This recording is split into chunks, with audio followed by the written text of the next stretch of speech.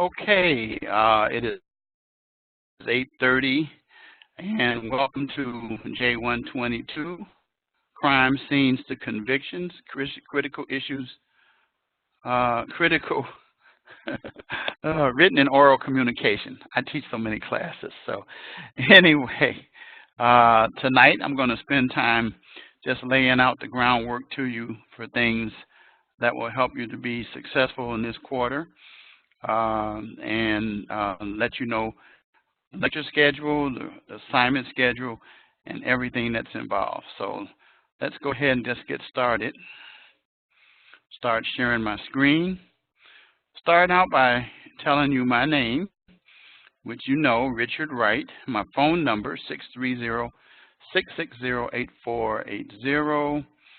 And reminding you that you can feel free to call me, text me, or email me any hour of the day except the 25th hour of the day. You figure that one out. All you got to do is know how many hours in a day, and you'll know what that means when it says the 25th hour. So students should be able to know that. Whenever you do text me or email me, make sure you tell me which class you're in, your name, so that I'll know, because I have 100 students, and I need to be able to access what course you're talking about, what assignment you're talking about, what the issue is, and we'll be able to address it. And then I want to remind you, you have a little different scenario than my other classes. What I'm about to say to you here, and I'll just read it. It says, reminder, you are required to conduct research for week 4, written assignment hostage. When you get to week 4, you'll know that. That means that the sole source of your papers cannot be the textbook when you get to that week. You will lose 2 points for failure to conduct research. So I want you to conduct some research. And then also you have to include APA citations in the body and references at the end, along with a cover sheet. Make sure you do that for that assignment. Hear me good and hear me well. That's the only topic, that's the only assignment in this class that you have to do that with. You can have a cover sheet for the others, it's okay, but I won't deduct points. But I will deduct points if you don't have a cover sheet for the others, for this hostage assignment in week 4.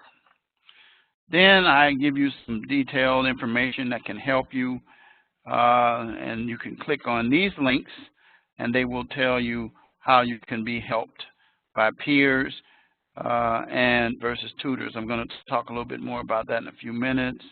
The Student Success Guide, library answers, your writing guide, which will come into play pretty much only during week 4, and then same thing with your library, week 4.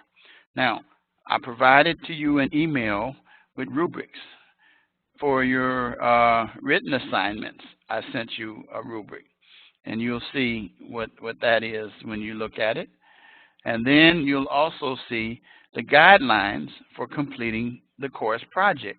Now, you're going to remember as we go forth in preparing the course project that it comes in stages. There's different things that you'll do, and you want to make sure that you do the first one well, because it lays the foundation for what you do after that.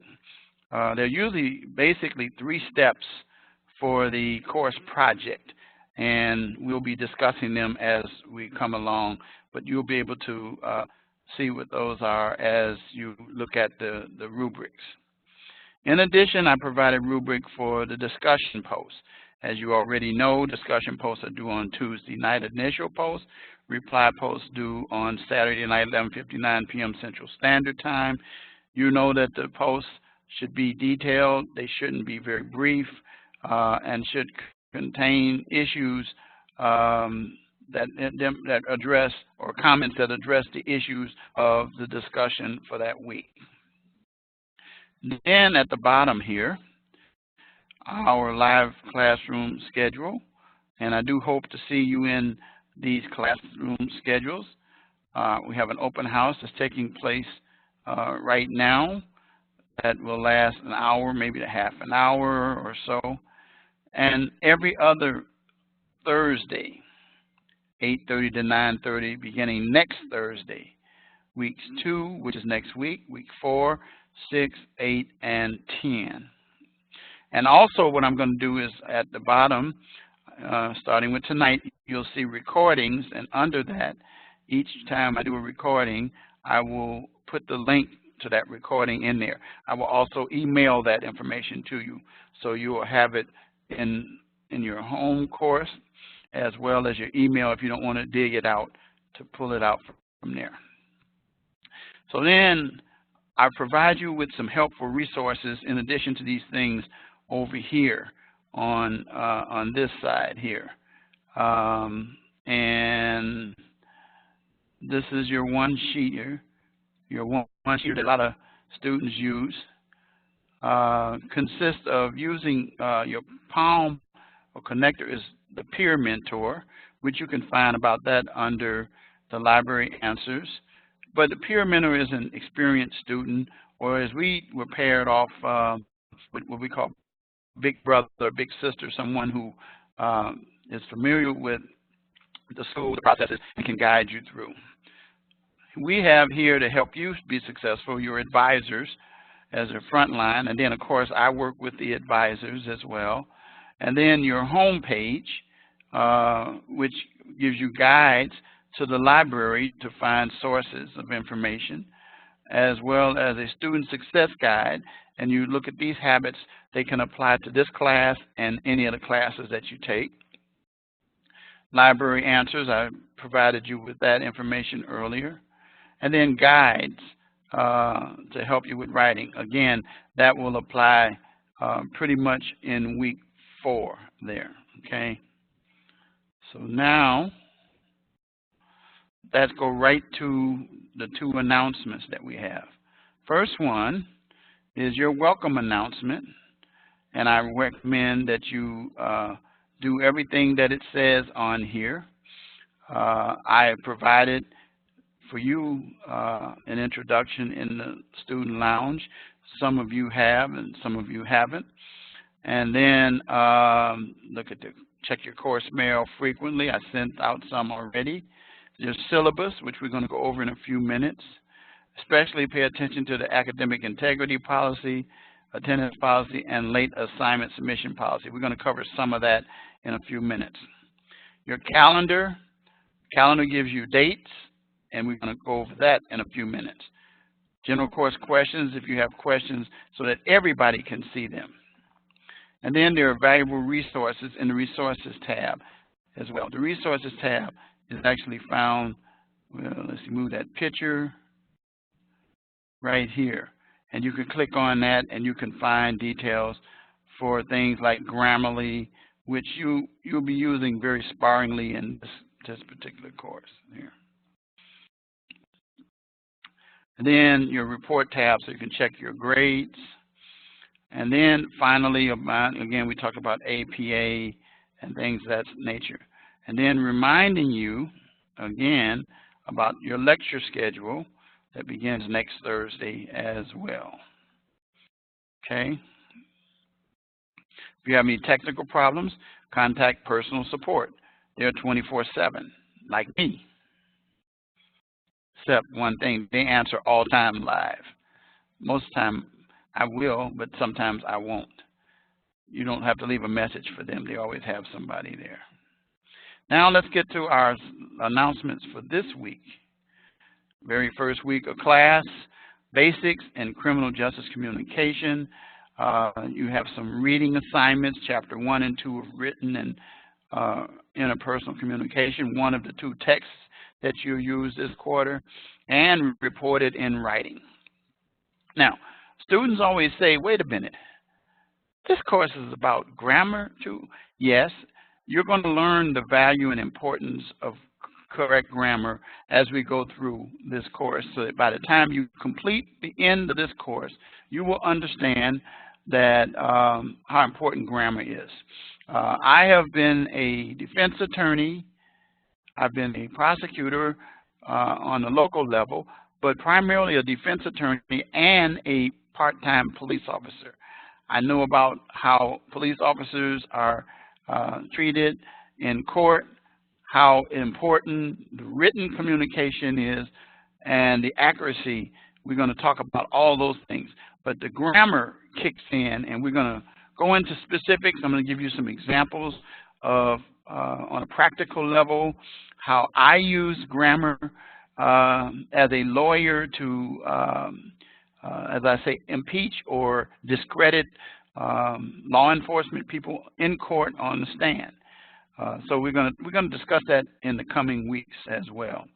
Also, there's a section, case of police communication and police officer communicating. And so it says April 13th. That's obviously wrong. So it's actually beginning, as I said, next Friday. I got to fix that one. I'll come back and fix that in a few minutes. Okay. So it's not that hard for me to fix it, but I will fix it. And then finally, we get into why do police communicate? That's your discussion assignment this week. And many of you have put initial posts in. I reply to your posts and different ones each time. And then also your reply post is due by Saturday, 11:59 p.m. Central Standard Time. Get your posts in on time so you can get all of your points. Finally, your written assignment is career goals, and it tells you what I want you to write about it. You don't have to do APA. You can if you want, but you don't have to. And the point of the matter is that I'd like to have a cover sheet, but if you don't, I'm not going to dock you any points. And then take the writing skills quiz as well. Again, we're going to sharpen your writing skills in this course as well. And then a reminder about the open house that's taken place and lasts 1 hour. Okay. Let me do this. Okay.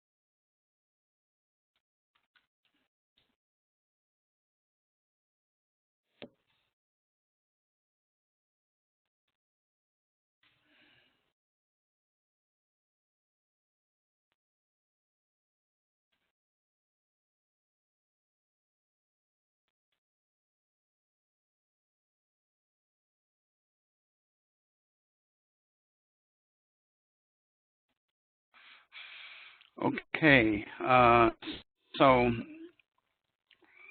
the week 1 announcement is beginning on the 12th, which is next Thursday.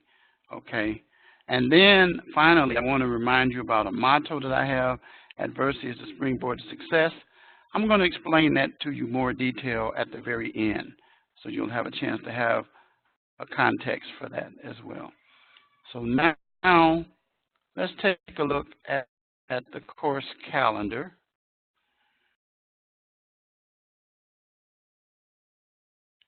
The course calendar gives you the assignments here, and you'll see the schedule as laid out about the times for written assignments. You'll see if you click on this, it opens up your written assignment, and then your quiz, that you have a chance to take that, and then your reading assignments for the following week, and then your lecture that takes place next week at 8:30 at the same place we are. And it goes all the way through, and you have access to that information. Okay? So now, let's take a few minutes and go over the syllabus. The syllabus is a contract, basically. It tells you what to expect in the course. I provide my name and phone number again, my email address, and then the same comments that you saw on page 1 and the home page as well. And notice the course description: to master the skills of oral and written communication, examining grammar and mechanics of writing. And we're going to discuss issues such as communicating with crime victims, developing proper report writing, documents, search warrants, police reports, and other things. And so you're going to learn that because it's very important, because your writing is very, very, very critical. You learn some things in policing in America, which was a prerequisite to this course. So now this tells you the 2 texts, and discussion posts. They should be not very brief, not yes or no. And I do encourage responses, more than one response, if you can. That makes the discussion forum more interesting. There's not a lot of you guys in this class, but so you can exchange comments quite frequently as well. But remember to respect each other in terms of your comments. Encourage each other, as a matter of fact. And then this is the schedule, which I've already given you for assignments. So this course will consist of readings, discussion posts, your written assignments. You'll have some quizzes to target your writing skills, and then your course project, which we're going to talk about. And then a reminder about what I have at the top of the page as well as on the home page. Now, let's look at how this course breaks down. A total of 540 points, and you'll notice that one of the biggest sections is discussions. Nearly 41% of your grade involves discussion. Why are we doing that? Well, because of the fact that there's only a few written assignments, but that the key thing is that your discussions will demonstrate your grammar as well as your mastery of written communication. And so that's part of the reason why it's such a high percentage as well. Timely discussion posts, 20 points for each week, times 11 weeks is 220. 10 points for initial posts, 10 points for reply posts, and 20 is the max that you can get each week. I do encourage you to provide citations and references, but it's not required, but it's good. I like to read detailed posts concerning the issues of the discussion. And then I reply back to at least 2 of you every week, and you'll see sometimes even more, but most of the time it'll be 2. Then your written assignments consist of 27.8, and you have those. And then your course project is 100 points. That in itself is a lot of points. So you don't want to lose that. So between your written assignment and your discussions, your course project, your quizzes are 70 points. You have 7 quizzes, and you get 10 points for each week, for a total of 540 points. Now, my goal is to get you guys up here in the A and the B section. I don't want you ever to call me, ask me, email me, text me to ask me how to get a C in my class. I will not answer that for you because it is not my intention to produce C students. C students are average students. I produce above average students, and above average students are better prepared for opportunities for employment. So don't even ask me, because I won't give you the answer to your question. I will respectfully say I can't provide any information for you on that question. But I can help you to do this. But I am helping you by telling you how to complete the assignments, giving you details, having you to listen to the live lectures and attend the live lectures, and to listen to the recordings. But I prefer if you were at the live lectures. In this course, we deal with transferable skills and the outcome, such as communication. We do this because transferable skills transfer from school out to your career field. Many of you will be law enforcement, and you want to be able to communicate extremely well. That's one of the key factors that we're going to be helping you to sharpen this quarter. We will help you to be able to communicate with people of different languages. One module involves Spanish. And why did we pick Spanish? Because Spanish, the language, is the fastest growing language in the country with Hispanics. And so we have a module where we help you with that information just a little bit. But we do encourage you to recognize that you're going to be able to communicate with people from all walks of life in all different situations. A lot of times you'll communicate with people in distressful situations. Then your critical thinking.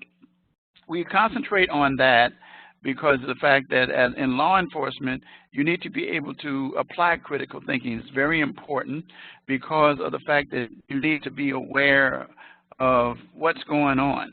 For example, you're going to be at a crime scene. You're going to be gathering information. You're going to be determining what maybe happened, and you'll determine later what the motive is, why it happened.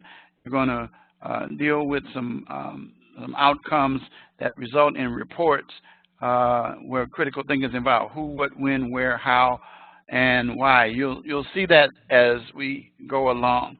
But critical thinking is so important, and we want each of you to leave this school, and in every class, we're going to tap your critical thinking. I'm going to be looking at it in that week 4 assignment that you write on hostage. How do you apply the situation? How would you deal with it? I'm going to be helping you in terms of asking questions in the lectures. Those of you who appear at the live lectures, I will ask questions and have you to give me answers to circumstances and situations. We're going to discuss scenarios of being out in the field and how would you respond and what may be taking place. Critical thinking is very important. Then, of course, digital fluency. We are in a digital society. Your textbooks are digital. When I started out, I'm 67, there was no such thing. We had actual paper. But now you got books on computers and labs. This right here, this is my cell phone. And my cell phone, this is a Galaxy S7 Edge. And it contains the information a lot of information that helps me to be able to do my work. I have emails. Your emails, not in your class email, but if you send me an email outside of that, it will show up on this phone in my emails. Then also, I have the capacity to have my books. You can't see them that well, but I have my 2 textbooks here. I have all of my textbooks, but I have them reported in writing, written and oral. I can go on my phone and look at it. I have it also on an Android. I'm an Android person. Some of you are iPhones. I deal with Android, and I can get the information as well. The fact of the matter is we're online. We're all over the United States meeting. You're going to find that you're going to be doing that. You're going to be engaged in using computers and technology to help you solve crimes. And so digital fluency is something that you must be. Employers are going to be looking for people who are capable of handling Excel spreadsheets, who are able to deal with the Office format, who are able to deal with the issue of Word and Word documents, PDF documents, Adobe, and all of that stuff. So we teach you and want you to become fluent in this. And if I can become fluent at my age, I know you guys can. Then we deal with diversity and teamwork. Diversity, because you're going to run into people in this profession and in others, and at school. You're going to run into people from different backgrounds, different beliefs, different philosophies. They have thoughts different from yours. You respect their positions. You may not have to agree with them, but you do respect them. And that's the key thing. Recognizing that everybody's not like you. That's the beautiful part about our country. It's a melting pot. When I was a kid, I was taught that. And now it seems like there's some issues that we are forgetting that it's based upon. Immigration is another way of saying it's a melting pot here. People come from other parts of the world to become citizens and live here and want to contribute. Well, you're going to recognize that as a person in law enforcement. People are from diverse backgrounds. And you're going to have to, you might not even understand why they do it. They're religious. Their sexual preference. You might not accept them. But that's all right. You do have to, and I recommend respecting them. Teamwork, you're going to work on teams. All law enforcement people work. There's no lone rangers. There's no, you're not everything. You got forensic people. You got medical examiners. You got detectives. You got regular police, street police, or either beat cops.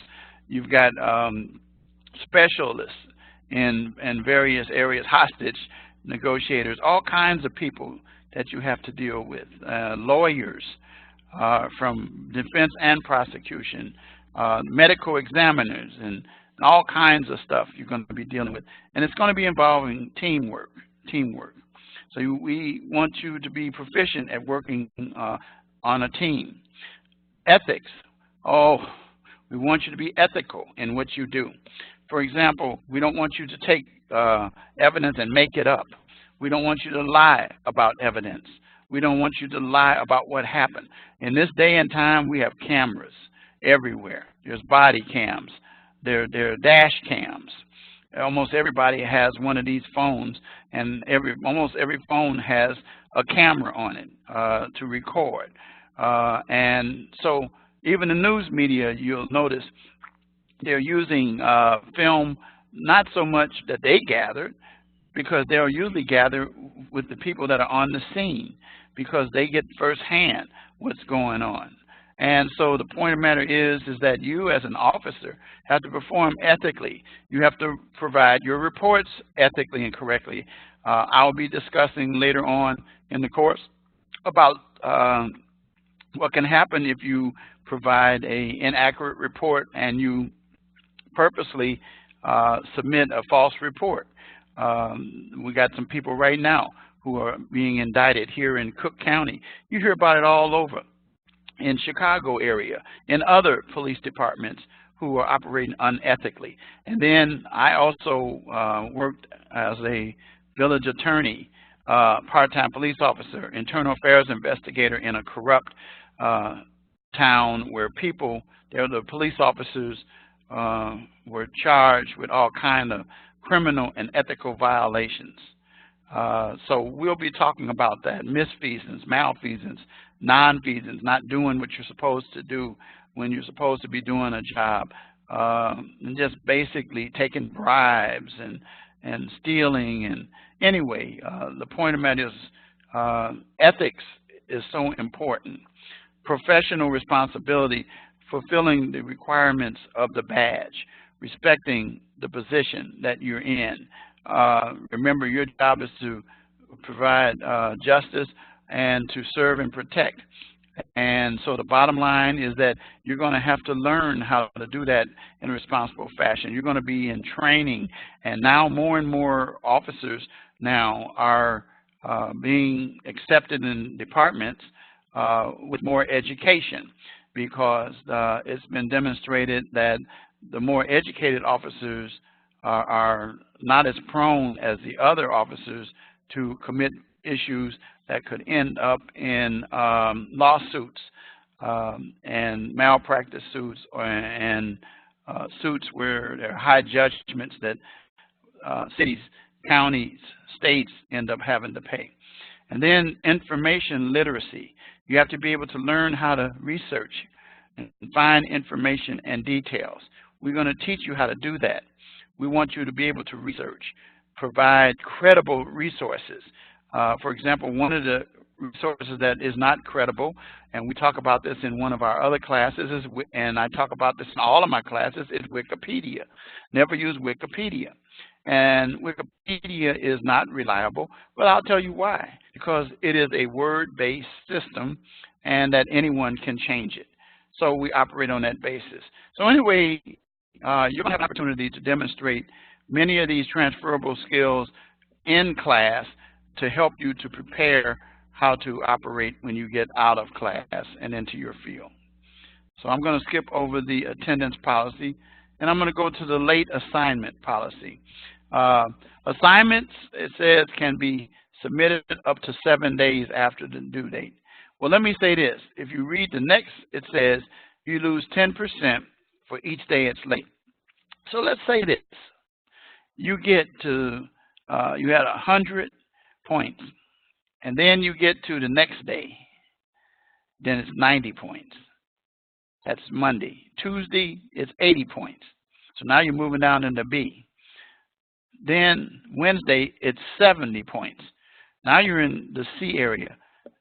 The next day, it's 60. You're failing. So even before you get to the 7 days, you still are going to be failing. Now, discussion posts need to be completed extemporaneously with the week of the discussion. Posts after the week has ended will be accepted, but basically given no points. So, and every day that you're late with a discussion post, I don't take 10%. I could, but I pretty much, well, I guess it is. I take 1 point off for each day that the discussion post is late. So it's kind of following the same policy. The point of the matter is this, is that well, would you have 20 to take 1 point off? 2 points would be the proper thing for 10%, but I go with 1 across the board for discussion posts, and that's been my policy, and I haven't changed it because no one has brought it to me to change it. So I'm staying with it until someone in administration talks to me about why I do it, and then we go from there.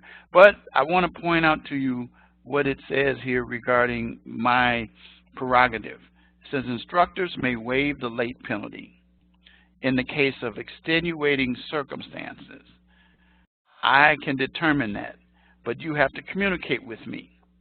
I have had students that don't tell me, and then they come back later, and I said, I can't help you. It's too late.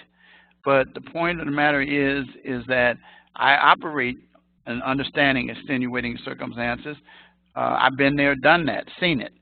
So we're going to talk about that at the end of this. So anyway, keep in communication with me if you run into a problem. Let me know what's going on. And, you know, if you're in, for example, in the military, there are things that I understand about it. However, now we have changed some things. We now allow, before it used to be that you didn't have access to work ahead. Now you do. However, I caution you in working ahead in situations just to get ahead, because you might not understand fully the information.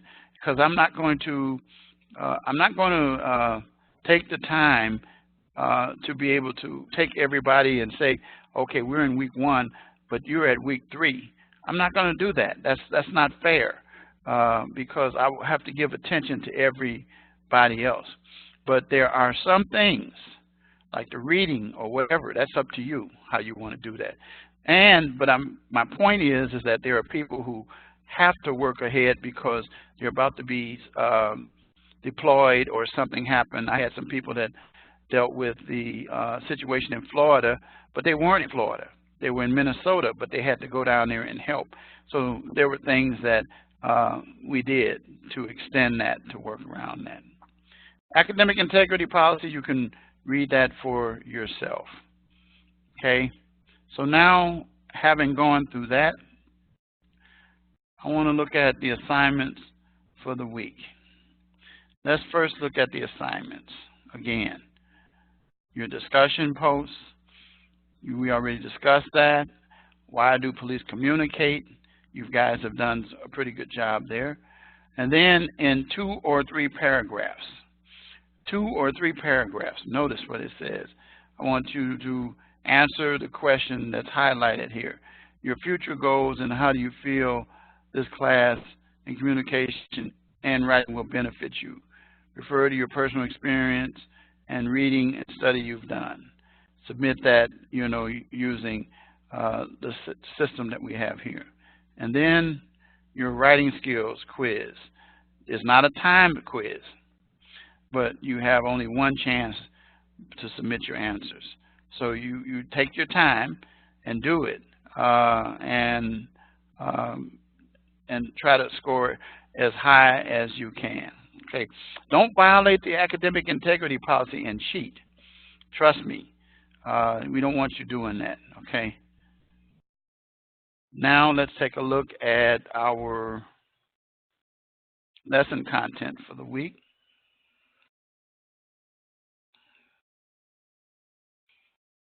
Okay. Again, basics in criminal justice communication. I've already given you your assignments. So now let's take a look at first of all, a case of police communication. And it tells you to just look at this scenario and you ask yourself the questions. And I'm not going to go over it, but I want to make sure that each week that you do this. If this was lectured next week, I would do it. But because it's open house, I'm not going to go through it. But take time to read these. They're not graded, but they will help you with communication. And read what is communication, not creative but factual communication. Read those things. And then finally, we're going to, the basics that involve oral communication, written, and you're going to do a police report. And you're going to deal with it through the grammar, spelling, writing skills, and you're going to do a good job. And you're going to have a chance to write reports in your career on a regular basis, whether it's a ticket, citation, an investigation, or anything else. But you're going to prepare field reports and things of that nature. You're going to do that in this class here. And that's it for week 1. Now, I want to, before I let you go, I want to take you to what I had said earlier when I talked about my motto for what adversity as a springboard to success means. It all started in my life 60 years ago. I'm 67, so I was 7 years old. That would have been in 1957. My dad and my mom allowed a guy to come and rent a room from us. And he stayed with myself, and I had 5 younger sisters. Well, Memorial Day of 1957, my dad and this guy got into a fight. I would later discover that the reason for the fight was that my dad discovered that my mom and this guy had been carrying on. So he approached the guy, and the long story short is they ended up in a struggle and a fight, and the guy took out a knife and stabbed my dad in the forehead right in front of us. I still remember it like it happened yesterday. I have a photographic memory, but he did not go to jail. He ended up not being prosecuted at all. He ended up, in that point, living and sleeping with my mother openly, and he began after that to beat my mother. So I grew up in a home of domestic violence. He would go to jail for a short period of time, and she'd go back and get him and bring him back home to us. And it was pretty bad. It was regularly. We used to hate to see the weekend come because something was going to happen. So anyway, in the meantime, she had 2 more kids. They were both girls by this man. So thus I had 7 younger sisters. Well, in 1962, we moved from the area we were living in on the west side of Chicago into Gary, Indiana, a pretty nice area of Gary at that time. And we called Terrytown. We moved there, and he didn't really start fighting my mother then that much because an aunt came and stayed with us for a while. And she stayed with us through the birth of my 7th sister, and then she left. She left around April of 1963, and she went back home to her husband in Michigan. Well, the beating started again. Well, ultimately, it would lead to Memorial Day of 1963, and he killed my mother. He stabbed her multiple times, not in front of us, but he let her bleed to death in Indiana, and then drove her body and parked her to Illinois, where she bled to death and died. He turned himself in. We had to come back, and we came to Illinois to live with an aunt. The aunt that we were living with at that time, another sister, she didn't really want us there, but we stayed there until they decided what they were going to do with all 8 of us.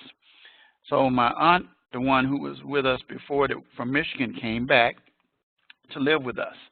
And when she came back to take us, she had a house built in the south side of Chicago. And my 7 sisters and myself, we moved into that house. Well, this was 64. Well, by this time, I would discover several things. Number one, her husband, my aunt's husband, wanted me to take his name, but I didn't want to do that, not out of disrespect, but because I was the only male survivor, I would be the only one who could carry the right name on, because my sisters could ultimately get married and their names would change, of course. So anyway, we had big problems, and I just refused. I wasn't going to take his name. So he wouldn't help me do a lot of things, including there was monies I needed to get things done. I had to go and get myself a job. I had a paper route, and I worked at McDonald's after school when I was this was when I was, by the time I reached high school. But anyway, before I got to high school, when I was 14, in the 8th grade, I would discover and find out that this man, well, anyway, I got tired of this man, so I went out and I heard someone, and I went to ask them to be my mother. They became my friend, and then years later, of course, after I became a grown man, as a lawyer, they ended up legally adopting me. And the reason they did that was because I had a problem. I found out that my aunt had illegally adopted me. I don't know how she did it. I was at the age where I had to give consent, and I know I didn't. And so as an adult, I had to get my name back. And so the person I had been spending a lot of time with mentored me. She helped me. We went to court, and then legally, on my birth certificate now, she's my mother. And so my name was changed back to Wright as a last name, and I added her name and my middle name. Anyway, so I went through all of that. But then let me go back to 64. So in 64, I would find out that the man who killed my mother and father pled guilty, and that he was going to be sentenced to 10 years. But I was quickly told that 10 meant 5, and that for good behavior, he could serve 3.5. And that's ultimately what he did. So this man served 3.5 years for killing 2 people, taking away the parents for 8 children. Well, the mother for 8 children and the father for 5 children. And so it was bad. It was terrible, of course, you know. So I didn't know what to do, so I would ask questions of people, and no one would give me answers. Then finally someone told me, that's the way it is in the law. And I started asking questions about, what do you mean by that? And they explained to me the law. Then they said these words. They said, there are people called lawyers. They operate in that. I said, lawyers? They said, yeah, they also called attorneys. So I went to school, and I asked the librarian, do we have any books on lawyers or attorneys? And she said, yes, we have a book. And I took that book out, and I took it home and read it cover to cover. The next day, anybody I met, I told them, my name is Richard Wright, and I'm going to be a lawyer. Well, some of my family members, including my first aunt, and even actually my second aunt and her husband, said, you were aiming too high. You're not going to be able to do that. You've got too many things going on with your life, too many things you've been through. You're not going to be successful at that. You haven't been given the opportunities to be able to be exposed to what it takes to help you to reach that level. But here's how I am. I'm a person that if I want to do something, particularly if it's a positive nature, I'm going to do it. Even if it takes a longer period, I will do it. So anyway, I didn't tell them I'm going to show you. I don't teach that. I believe in the action showing how what I can do or can't do. Or action speaks louder than words, should I say. So anyway, what happened next is that I ended up going through school, graduating from high school. And I was 19, turned 19 in May, graduated in June of 1969. And some friends of mine told me that, I was talking to them about the living situation. Their mother and father agreed to let me come live with them for a while. And I ended up registering in junior college because I couldn't get anybody to help me by signing so I could go to college. I actually was offered a scholarship, and all it took was a signature, but they wouldn't sign. So I went to junior college instead. And then those very same people that I was staying with, they had a friend who was a secretary at a big law firm in downtown Chicago. She said she could get me a job in the mailroom, which I gladly accepted. And when I got to the law firm and I met the lawyers, every one of them I met, I told them I'm going to be a lawyer one day. And so the next thing I did after that was I got married in 1970. And then my first child came 71, the second one 72. And so I ended up, leaving their house and living with my wife then. And it was tight. It was tough. We didn't have a lot of things that we needed. We actually slept on a mattress on the floor. We had very little food. But the point of the matter is that I was going to school. I was on the bus, taking 2 buses and 1 L train. I had to be at work at 8:30 in the morning, and I would get off of work at 4:30, and then I'd rush across the loop downtown with 2 arms full of books. to get to class. And I did this every Monday through Thursday, and then on Saturdays I did this. And so I was at the junior college, and I did well, stayed on the dean's list. I studied on the train, and I would fall asleep, and the guys would wake me up. They knew me. They began to know me because I would ride the train at the same time, from 10 o'clock at 10:30 at night, and then get home. So I'd get home and I'd eat a little something and go to bed. I did that over and over and then the law firm saw that I was going to work. I didn't miss work. I went to work, and they saw that I was good at what I was doing. They thought I would dress in a shirt and tie. Most of the guys in the mailroom didn't dress that way. So clients of theirs took note of me. One of them was the founder of McDonald's, and a gentleman by the name of Ray Kroc, when I took him a package one day. The point of the matter is I began to demonstrate excellence, and I was thinking about what I wanted to do. And I actually had a conversation with Mr. Kroc about what I wanted to do in life, and he says, well, you have the ability to do it, and he would encourage me. So anyway, in the meantime at the law firm, they said, you know what, we need a file clerk. And so they moved me into the file department, and I became a file clerk. Not the head of the file department, but I began working in there. In the meantime, I'm continuing through school at night, raising the kids, and so with the struggles that a lot of people have dealing with children. And so anyway, ended up reaching the stage where they came to me and said, the law librarian, something has happened to him. We need someone to do this. Would you be willing to take that job? I was happy. I took the job. So I was in the law library working, and I was the head of the law library. And at that time, it was a one-person position. But what happened is that I used to sit in the library, and I would file the books away when the lawyers were through using them, put them back on the shelf in the order, and then I would begin to look at what they were doing with them and learn. Well, they discovered that I taught myself over a period of time how to research. And I used to sit down and write out things. And then I shared with one of the lawyers something that I created and did. And they said, you did this on your own? I said, yes, I did. They took me to one of the senior partners, and he said, we're going to make you into a law clerk. There was no such thing as a paralegal, but that's what that would be now. And then I ended up, they ended up hiring somebody to work with me as an assistant to take care of the books, and I ended up becoming the law clerk. I'd go to court with them. I'd go to real estate closing. This was a civil place.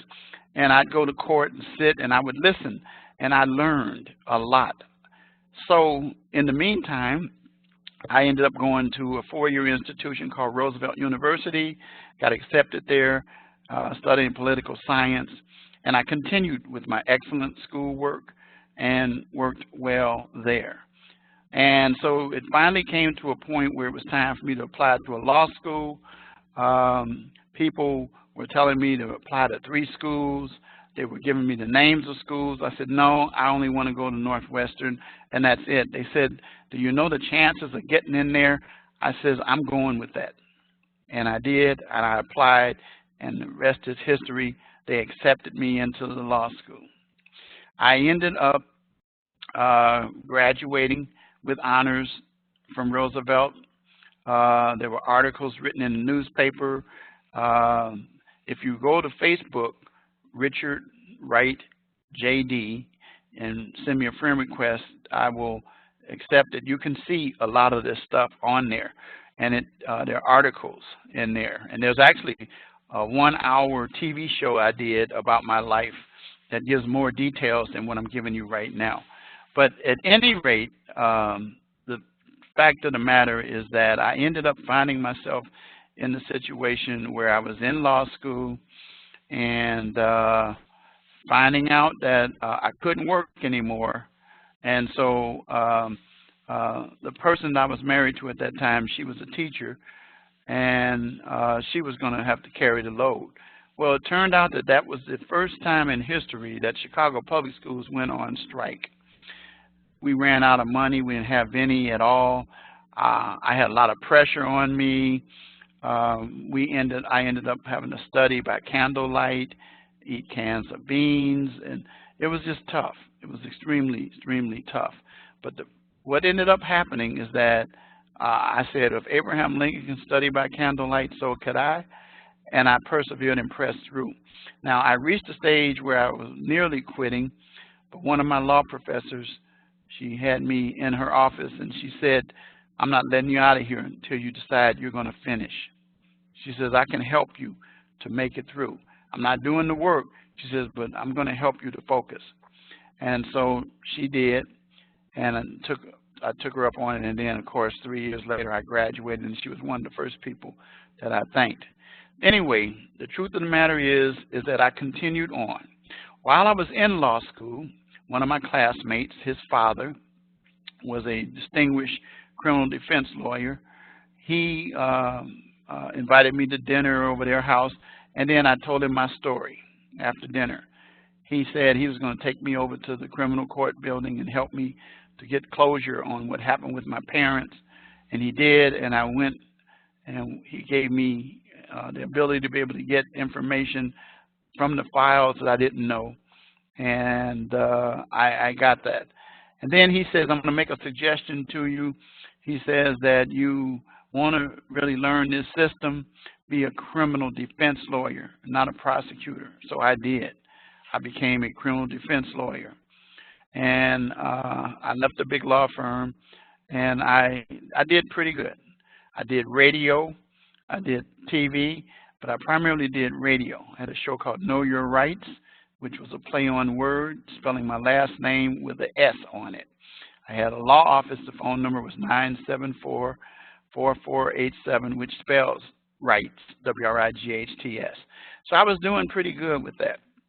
And so anyway, in the meantime, going back to 91 to 93, I ended up becoming a minister and went to seminary for that as well. And you have that in my student lounge where I posted my welcome introduction about myself.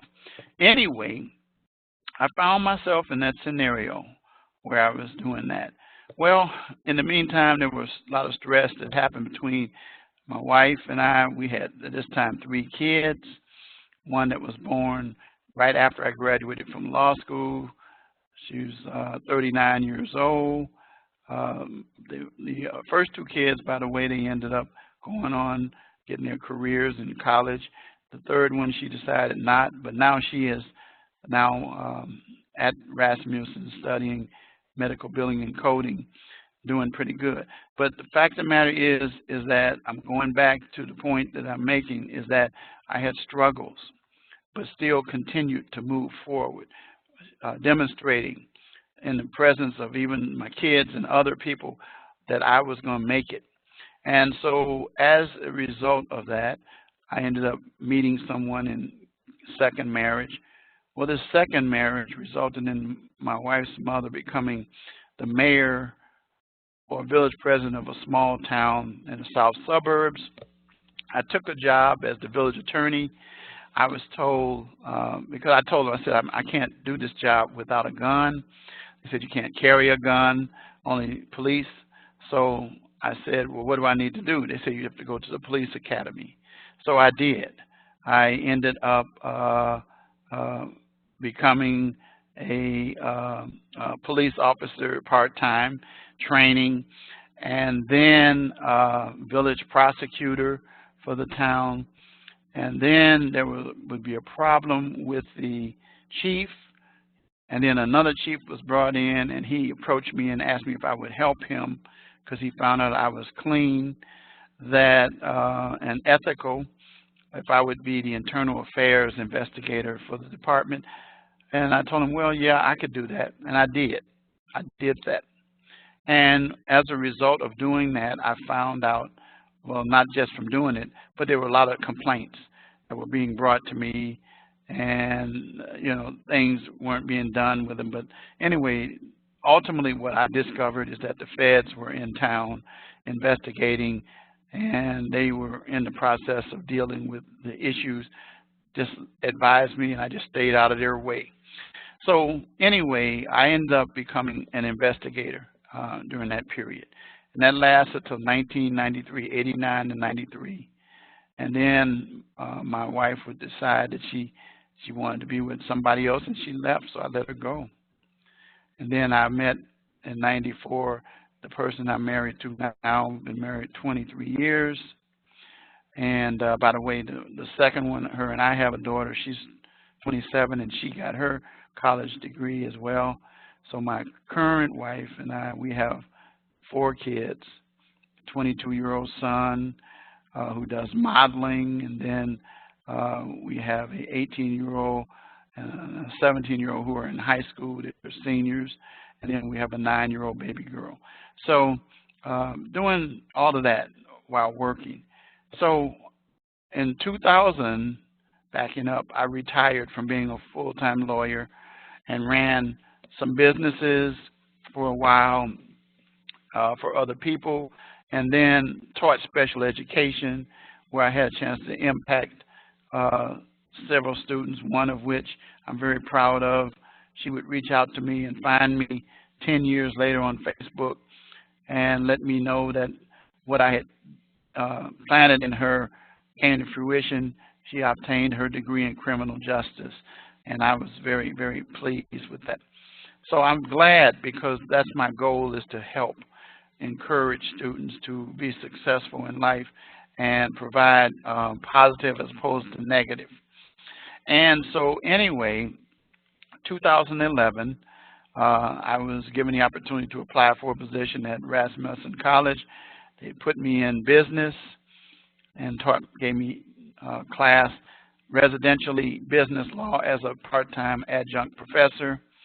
I took it, but I let the dean know immediately that I was a criminal justice person, and he accommodated me by moving me into criminal justice as an adjunct. And I stayed into that until 2014, when an opening came for the state program coordinator of the School of Justice Studies for Illinois, which would require me being responsible for the criminal justice program in Illinois, which consisted of campuses in Romeoville, Rockford, Mokina, Tinley Park, and Aurora. And so I did that until they changed our roles as state program coordinators and turned us all into, we were already full-time faculty, but gave us more classes, and we no longer had to travel.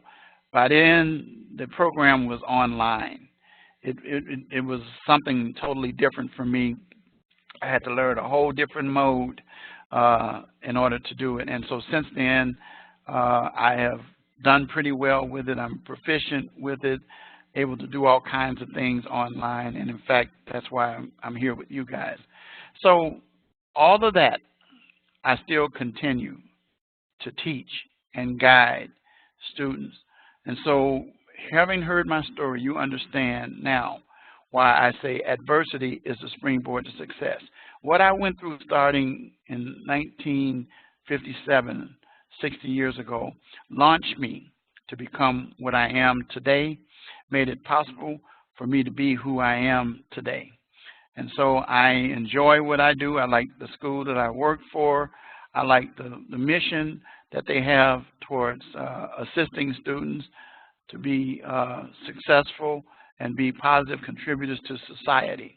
I like the fact that the school stresses the community and operates on the basis of working with the various organizations and entities in the community to enhance the community and to make it a better community.